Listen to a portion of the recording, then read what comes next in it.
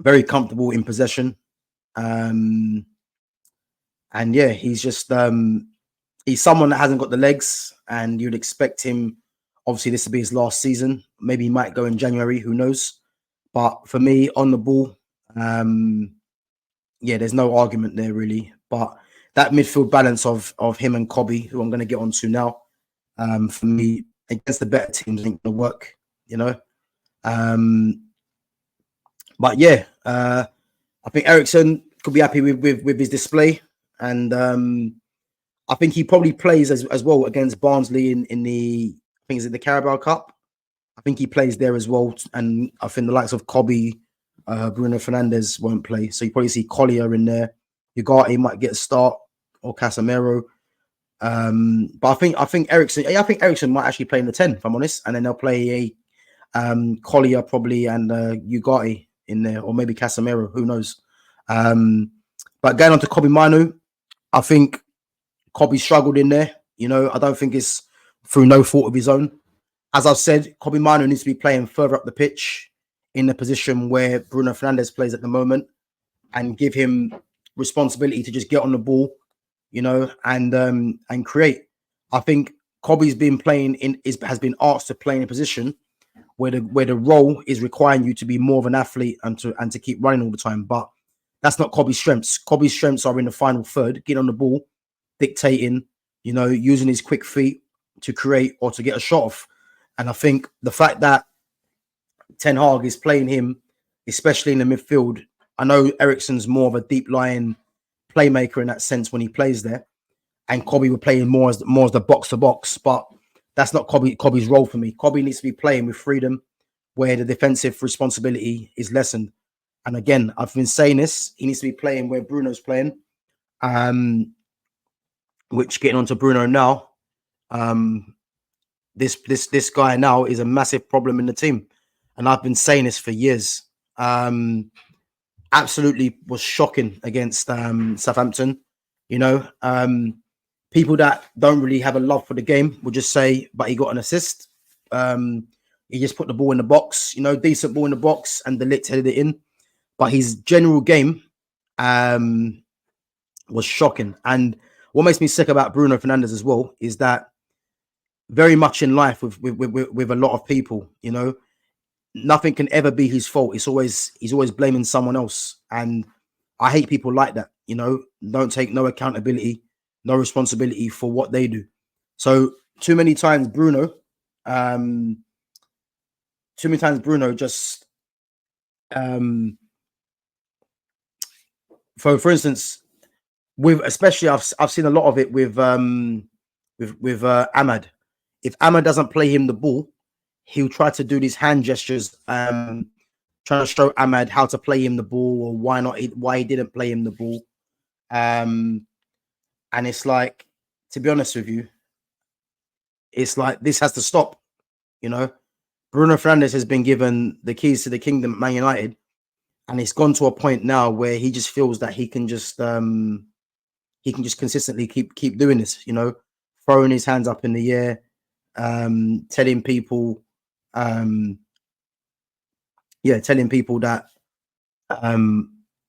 where they should be and stuff like that. And I know people will say, you know, this is a captain's. This is what captains do. For me, he's not a captain because he don't make players better, and that's the aim of a captain, to make players better around you. But too many times, this guy just tries to find scapegoats, and he tries to find scapegoats, and he tries to just look at other people as if they're the problem, when in actual fact he's the problem. And I think as well, on the ball, on the half turn, he's shocking. You know, he's not good enough on the half turn. You know, he hasn't got the strength, he hasn't got the ability, and yeah, he's someone that the quicker Man United identify a replacement for him. As I said, for me, Kobbie Manu needs to be playing in that position. The better it would be for United. But again, it's yeah, it's frustrating watching this guy play. To be honest with you, yeah, it's just frustrating watching him play. But yeah, as Nick says, a world class talent needed to replace Bruno for sure, for sure. As I said, Kobbie for me can play in that position without doubt. The one that I want is Eze. I mean, Eze for me would be, you know, I like Florian Wirtz as well, but Florian Wirtz I think would be difficult to get. But I've said it plenty of times. Man United need to go and get Eberechi Eze.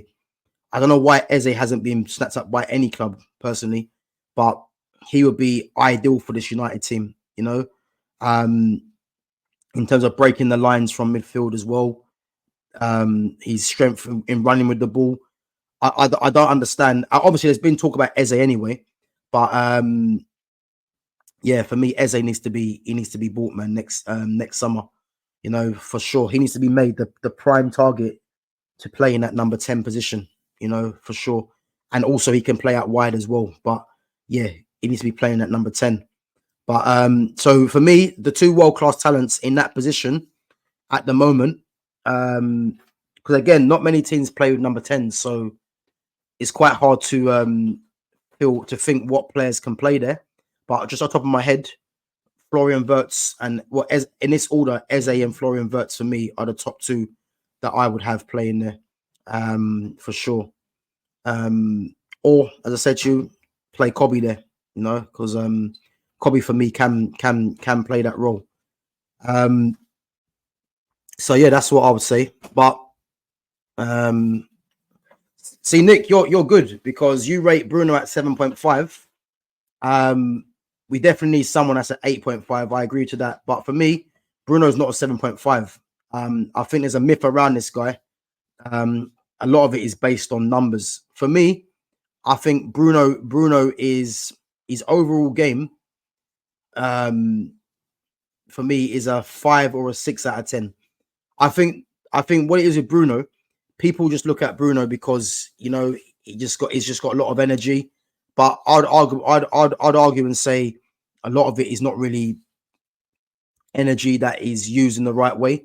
I think sometimes he just runs for the sake of it to show that he's doing a lot. You know, I prefer players that are smartly running. You know, not every time you have to keep tracking down a defender and getting nowhere near the ball because you're losing the shape of the team. So that's why I rate him at a 5 to a 6 in terms of what he offers. You know, the way that he plays, where he just lumps the ball into the pit, into the area, he's gonna get an assist sooner or later. But for me, yeah, definitely someone that isn't, definitely someone that needs to be replaced. And I'm hoping Ineos identify this sooner or later because time's up for this guy. He's nowhere near good enough. You know, hasn't been good enough. Yeah, regardless of what people say. You know, numbers don't. If you're getting numbers, it don't mean that you're a plus to the team because the team are going to lose. Are going to lose out somewhere else because of his inadequacies for the team for me. But yeah, he's a big issue. You know, been given the armband as we know, and again, we just need to see what Ineos are going to do. Moving to the attackers. Obviously, I touched on Ahmad already. Marcus Rashford obviously got his goal, which was needed. I mean, to be fair, Rashford, you know, I mean, I've come to expect it of Rashford because, again, I've been saying this for time about Rashford. Rashford is has never been the player that these fans or the media thought he was going to be, you know, and it's all right. He's just someone that has just capitalized on the fact that he's a local player, on the fact that he's got good PR. But for me, yeah, he's just showing the level that I kind of expected anyway. You know, he's not a world beater. He's just someone that has had a lot of time in the first team. He's gained his experience through that, and he's playing just like that. He's playing like a player that has been playing for